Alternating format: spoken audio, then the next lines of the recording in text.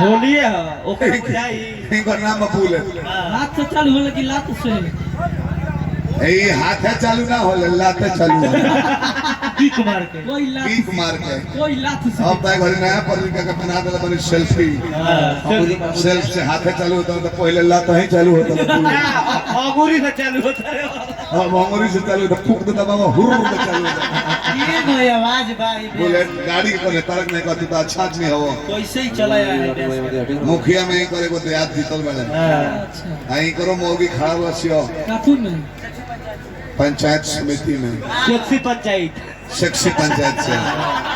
को कहीं छाप चुनाव चिन्ह मिलर ला आ मोगी को वोट मांगत रसियो बड़का ब्लाउज के गला पहन चाचा काका भाई लोग ध्यान दी ध्यान रखो ये लोग को कहीं रख रही है लोग कतरे एक बार झाड़ के मार देना है निकल जाऊंगी बीज बीजो खाली मोहर मारना है एक बार दो चार बार ना एक बार झाड़ के मार देना है बीज बीजई हो जाए भारी बहुमत से ना बाहुमत से जीत गई हो जल्ला बुलेट बबुआ भारी बहुमत से जीतली हो कोई कोई छोड़ा हम कहने की प्रमुख के तैयारी करावा ना करौले ये कोई ब्यास हो देखा तो देवता छिड़के घर में कहते चका हां देखा था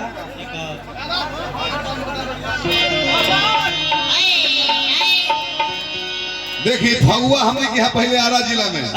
बलिया में छपरा में कहाँ गावत रहे राकेश भैया कन्हा बड़ा वीर यमुना जही है जमुना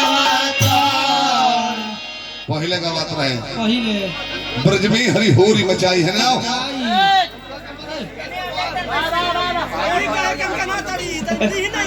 देख ले ब्रज में हरी होरी मचाई इससे निकली नवल राधिका उससे कुंवर कन्हाई भरी फिचकारी जो मन पर मारे शोभा बढ़ने न जाई मनहर के मन भाई ब्रज में हरी होरी बचाई खेलत गेंद गिरे जमुना में के मुर गेंद चुराई चुराई हाथ डाल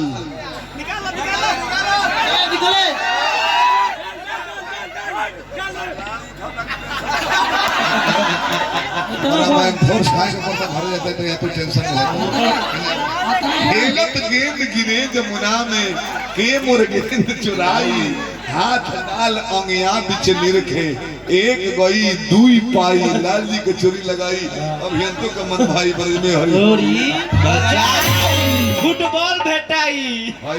बेकार में टेंशन है भैया हमें अगर से बार बार कहता है कि चिंता में मत रहो ये विषधर सांप ना हमें जी टूट ना बड़े बड़े ले ले बड़ू होली बिगाड़ो के सबसे पहले विष्णु ओझा बजरंग बली फागुन में मोर काम करते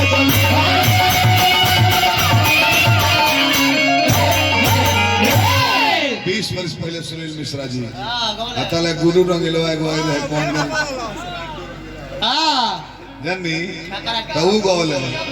कितनी बुता भूत